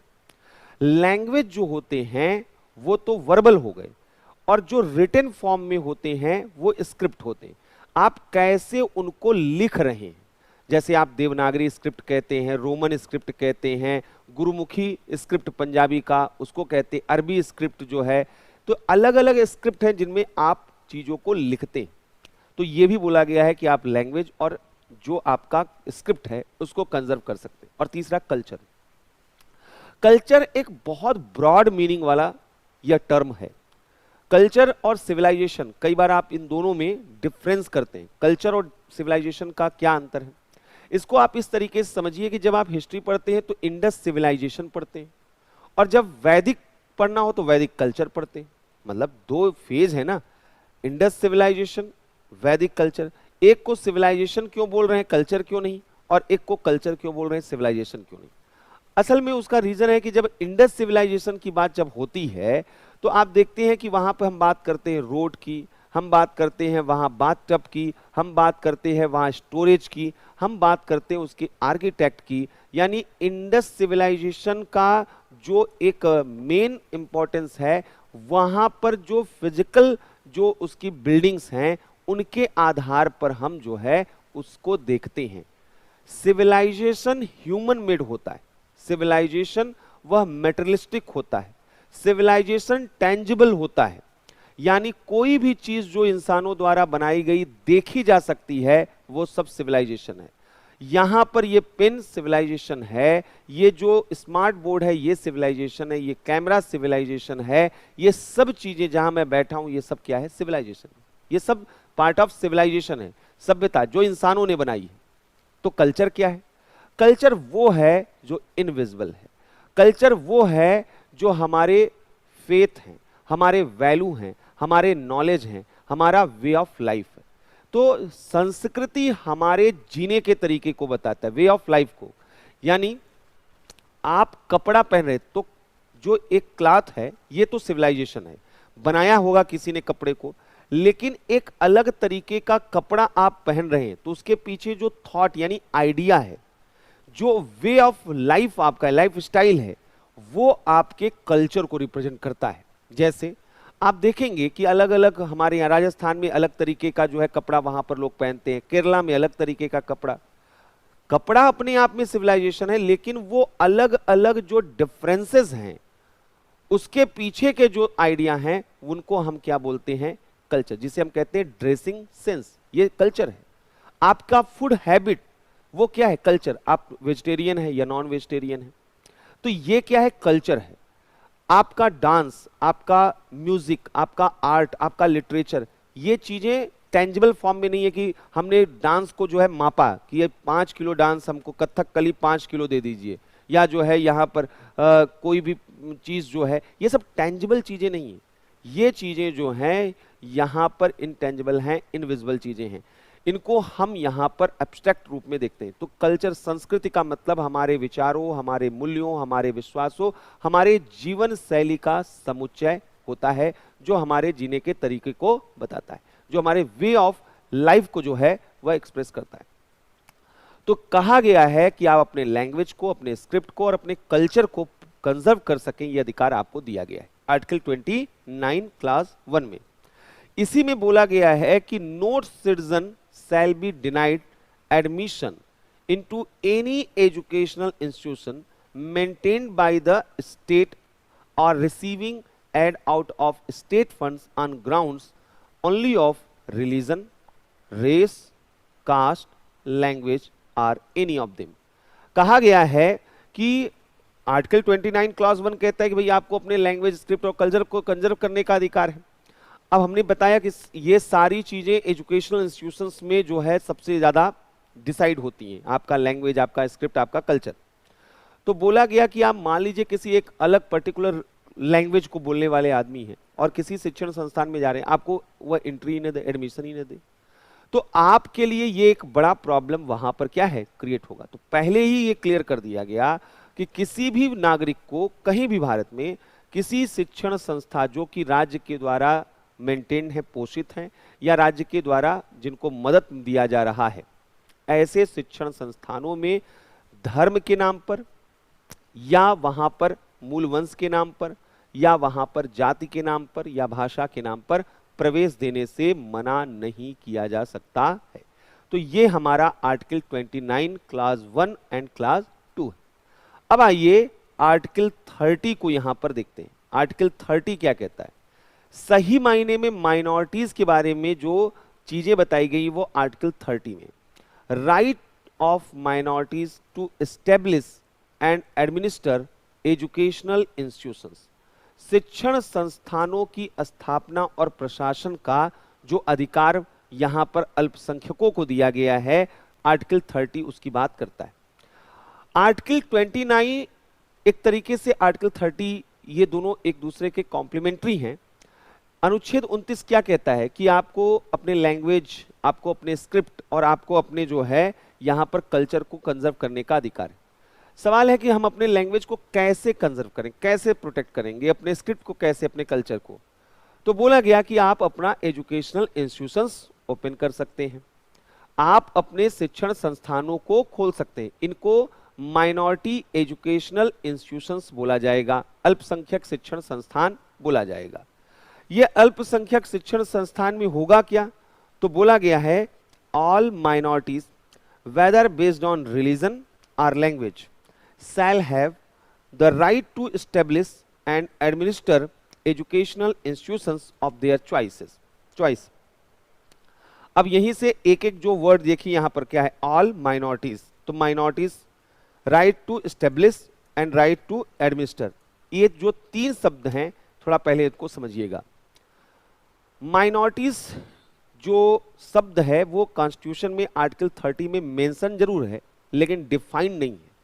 यानी अगर क्वेश्चन आए कि क्या अल्पसंख्यकों की परिभाषा संविधान में दी गई है, तो अल्पसंख्यकों को संविधान में डिफाइन नहीं किया गया, परिभाषित नहीं किया गया है। हाँ, उसके टाइप को बताया गया है कि दो तरीके के माइनॉरिटीज वह कॉन्स्टिट्यूशन रिकॉग्नाइज करता है, एक रिलीजियस माइनॉरिटीज और एक जो है लिंग्विस्टिक माइनॉरिटीज। यानी हमारा संविधान धार्मिक और भाषाई दो तरीके के अल्पसंख्यकों को डिफाइन करता है, लेकिन बताता है, लेकिन इनके डिफिनीशन को नहीं बताता है। यानी अल्पसंख्यक किसे माना जाएगा ये नहीं बताता है। कैसे तब फिर हमें पता चले कि कौन है अल्पसंख्यक?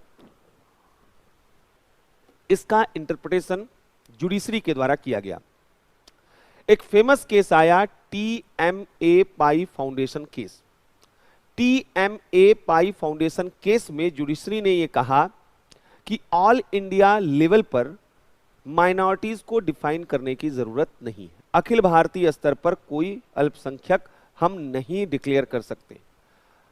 जुडिशरी का कहना था कि यह स्टेट वाइज माइनॉरिटीज को डिसाइड किया जाएगा, यानी राज्यवार अल्पसंख्यकों का निर्धारण होगा।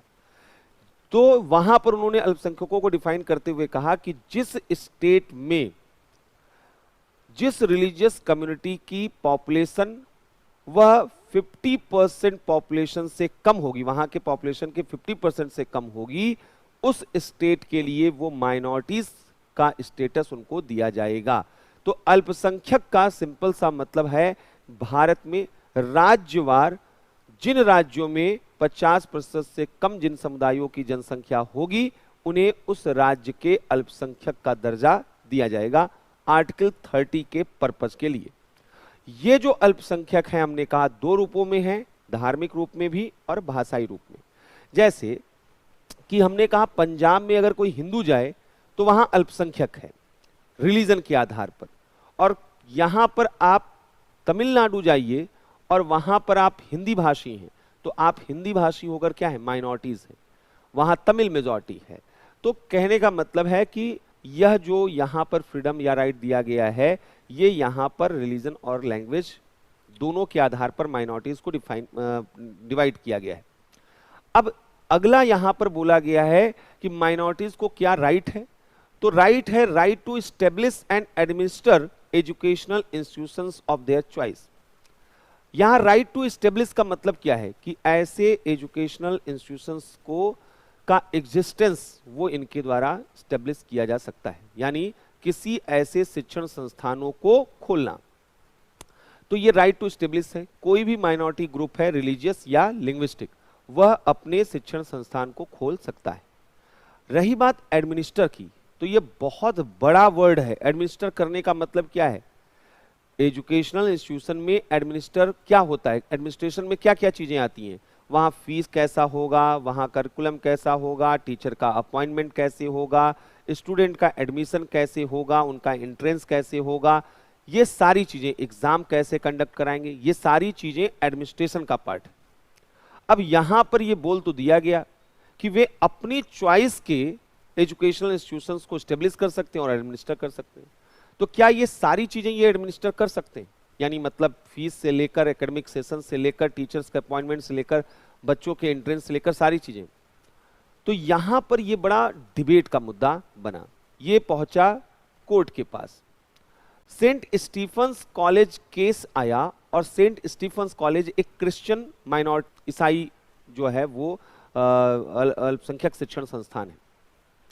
सेंट स्टीफन्स कॉलेज में जब ये मामला आया तो इस केस में जुडिशरी ने बोला कि जो भी माइनॉरिटी एजुकेशनल इंस्टीट्यूशंस हैं वह अपनी कम्युनिटी के बच्चों के लिए सीट रिजर्व कर सकते हैं। ये एडमिनिस्टर करने में ये भी चीज आता है कि कितने उनकी कम्युनिटी के होंगे, कितने बाहरी।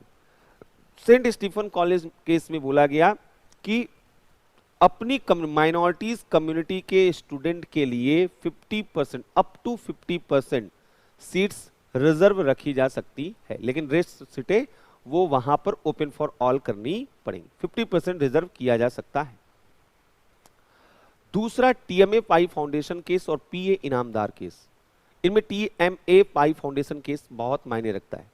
टीएमए पाई फाउंडेशन केस में बोला गया कि एडमिनिस्टर में यहां पर उनको एकेडमिक जो वहां पर मतलब उनकी फीस हैं, या वहां पर जो है जो एकेडमिक सेशन है, इन सब में जो है वह इनको अधिकार यानी आजादी, ऑटोनॉमी। लेकिन जो स्टैंडर्ड ऑफ जो एकेडमिक स्टैंडर्ड हैं उनको सेट करना वो राज्य का काम है। राज्य वहां दखल दे सकता है कि कैसा शिक्षा का गुणवत्ता होगा, ये सारी चीजें वहां पे बताई जा सकती हैं। तो वहां पर एक जो उनका स्टैंडर्ड होना चाहिए, एकेडमिक स्टैंडर्ड होना चाहिए, इन सब मामलों में वहां पर स्टेट इंटरफियर कर सकता। क्लियर है? तो आज बस इतना ही। कल हम लोग इसके आगे, कल सैटरडे है, कल सैटरडे, इस वीकेंड तक हमने आपको बोला था कि बहुत जरूरी काम है मेरा, तो सैटरडे और संडे, इस सैटरडे संडे, मतलब संडे में तो आपका टेस्ट होता है, और सैटरडे जो क्लास शेड्यूल्ड थी, अभी पिछले सैटरडे भी नहीं हो पाई थी, इस सैटरडे भी नहीं हो पाएगी। नेक्स्ट सैटरडे से क्लासेस स्मूथली जो हैं वो चलेंगी।